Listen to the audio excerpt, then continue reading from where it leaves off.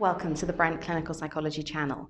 I'm Dr. Anna Georgiadis, clinical psychologist for the Brent Psychology Service. Today I'm going to be talking to you about another DBT skill called Radical Acceptance. But before I do, don't forget to like and subscribe, and let's begin with the steps of the skill.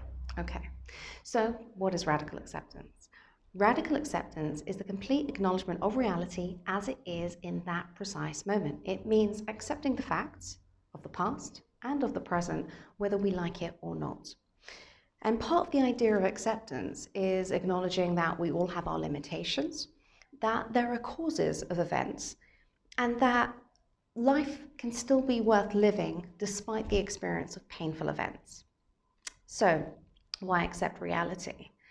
The idea is that rejecting reality means we can't change it. You first have to accept the situation that we're in, past and present, before we can actually take steps forward to move on from it. So clinging on to rejecting, fighting it, means we're not moving on. And the idea is that pain can't be avoided. That's an inevitable part of human nature.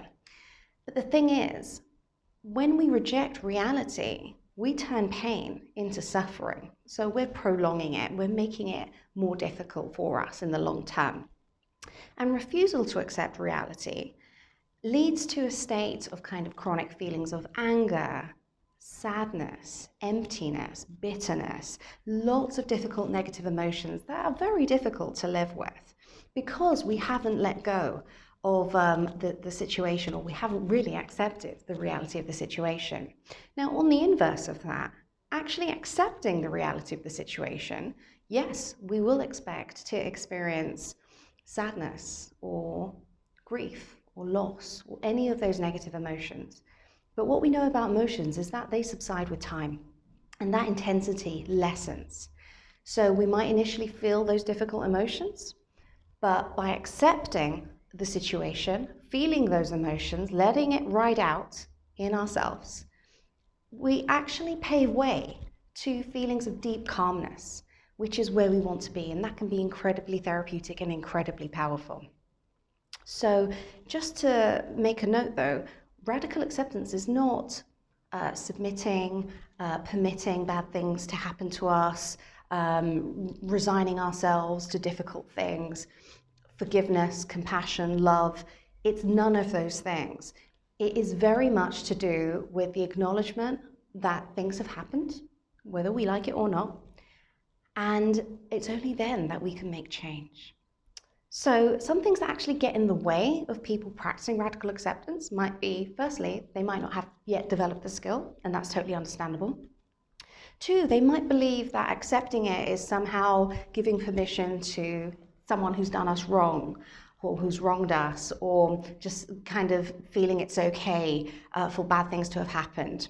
And it isn't a kind of a permission to accept bad things or to forgive people. That's a kind of misconception, and that's what also blocks people from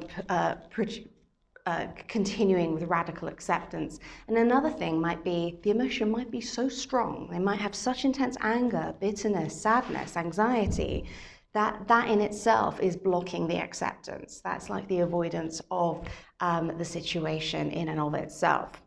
So how do we practice radical acceptance step by step? Firstly, you've got to notice when you're fighting or rejecting reality, and that's usually signaled by statements like, why me? Why is this happening to me? This isn't fair.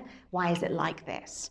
If you notice statements like that, that's usually a sign that you're fighting reality and not quite willing to accept it just yet. So firstly, look out for that.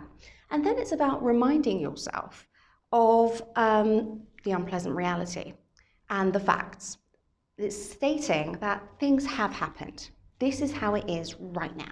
Or that has happened and that happened in the past. So it's an acknowledgement of the past or something in the present. It has happened. The other thing is about acknowledging the sequence of events, that a sequence of events have unfolded in a certain order that has led to that moment happening and culminating at that present time. So it's acknowledging that a sequence of events have contributed to whatever that unpleasant situation might be. And then it will be about practicing acceptance with your whole mind, body, and spirit. Now, this could be with mindfulness, this could be with relaxation, prayer, imagery. You can be really creative with this, but it's about trying to acknowledge and finding a way that you, your whole body, your mind, whether it's through coping statements or grounding strategies, finding ways for you to accept. Now, the thing about acceptance is, as we said, it might actually lead to an emotion, but that emotion will subside with time and lead to moments of calmness, which can be really powerful.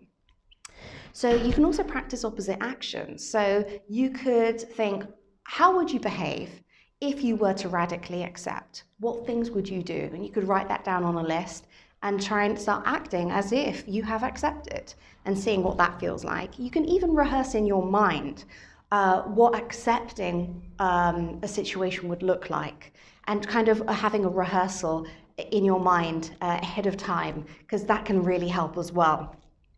You want to attend to your body sensations, how you feel in your body, noticing where feelings are, whether it's in your stomach, your shoulders, anywhere in your body.